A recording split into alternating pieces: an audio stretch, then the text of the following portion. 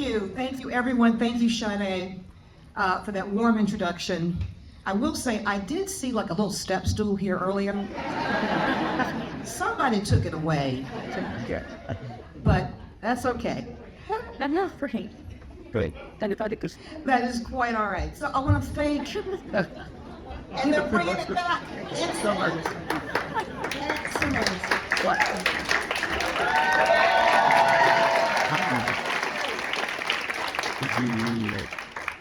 Thank you for thinking that I was taller than I am. It's okay. So, not just for that warm introduction, but Sade, thank you for being the voice of New York and New Yorkers everywhere, who often do not have someone to speak for them. And so, we appreciate you, my sister. We really do. To GOSO, the awards committee, the board, the entire organization, thank you so much for honoring me with this wonderful award. My fellow honorees, Kane, who had to leave earlier, but Chris Wersant, Save, Stand Against Violence, can we give it up? And now you and your team are the best of us. We are so lucky to have you with us, and I am so honored to share this stage with you tonight. Thank you.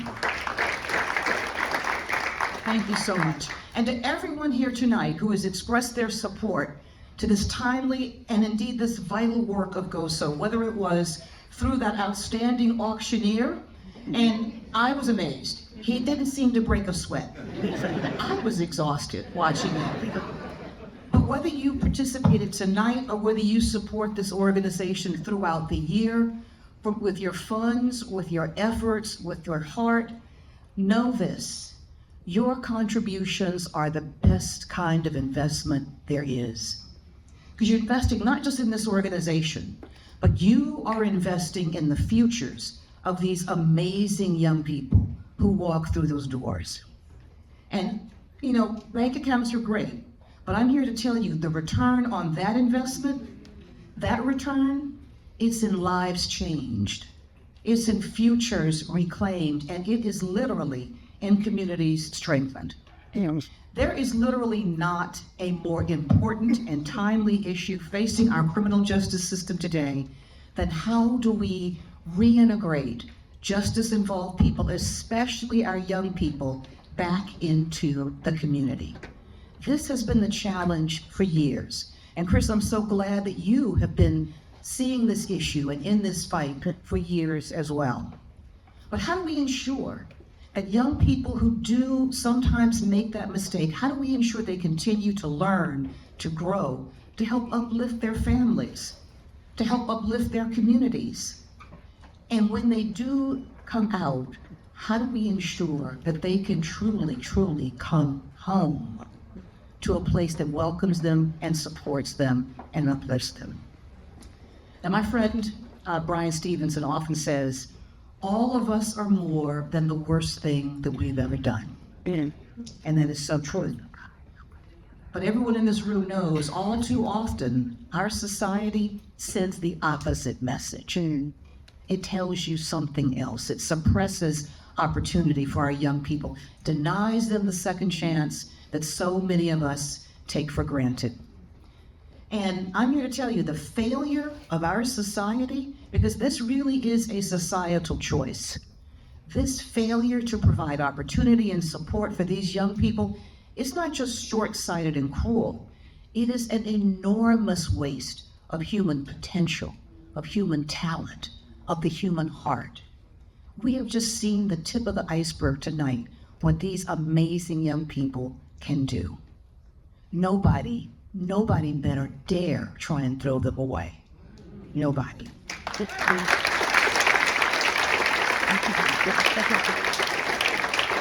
And when you ignore this kind of talent, this kind of potential, it's even worse. It is a bigger issue. It's actually a betrayal. It's a betrayal of the principles of equality and opportunity for all that are what truly, truly makes this country strong. They were set forth 250 years ago. We're about to celebrate the founding. Now, it is true that we have not always lived up to those principles. And it's also true that some people today would try and tell you that those are just fairy tales. Those are just pipe dreams. and they don't really mean anything. But over the years, we have fought to expand them, to keep them, and we still do. Our history is full of those efforts of overcoming odds.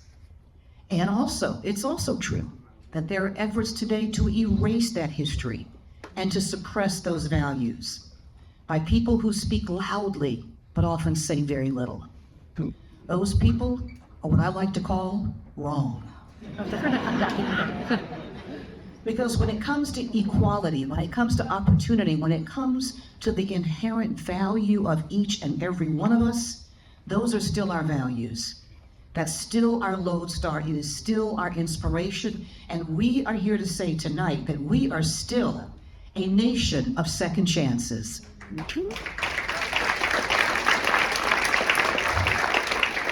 that's why GOSO is so important. That's why I'm so honored to stand with GOSO now and going forward. That's why GOSO does this work. Michelle, you and your team, you refuse to believe that anyone is disposable. Yeah. You truly see these amazing young people as whole persons. You see their challenges, you see their enormous potential, you believe in them. And with your guidance, they live up to your expectations. And so we see not just your faith in them, but also your works with them. Now, to tell you, it was indeed an incredible honor to serve as your Attorney General and to work for one of our country's greatest presidents.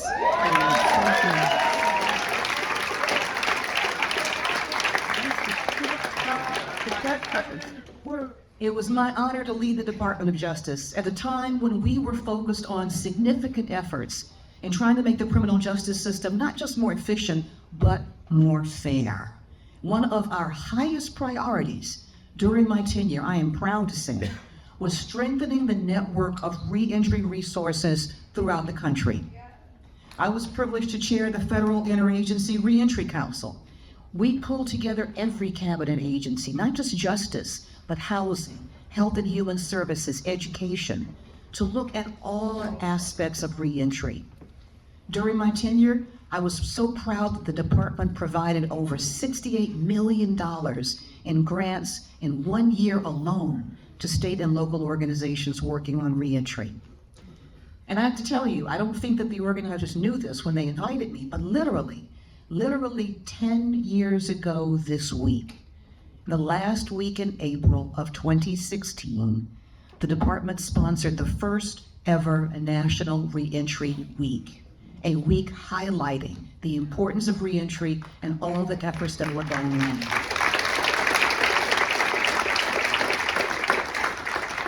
And yes, it was great, but I have to tell you, you know the best part of being the Attorney General?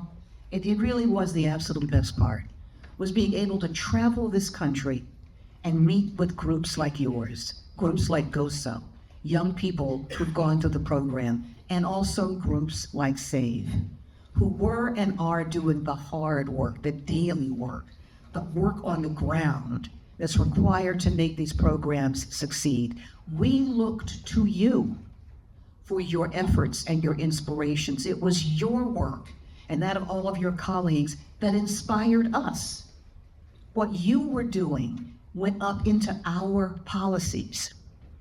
Now, it is true that our federal efforts were cut short by the turn of the electoral wheel. But in the true spirit of GOSO, in the true spirit of faith and reinvention, and frankly, in the true spirit of America, your efforts continued. The structure that you embraced is now the bedrock of the reentry community. And so, to GOSO as an organization, I want to thank you for keeping that faith, for doing that work, for not stopping when others had to. You have done this vital work through all the twists and turns of the federal landscape.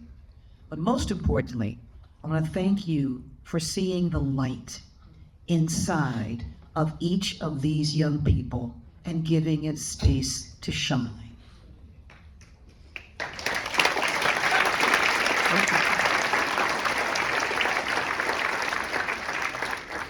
To SAVE, I want to thank you for going, Omar, as you said, where nobody else will go, and pulling people out at their darkest moment. and giving them that place to stand, that shoulder to lean on, and someone to trust. Thank you for literally rebuilding lives. Thank you for saving lives.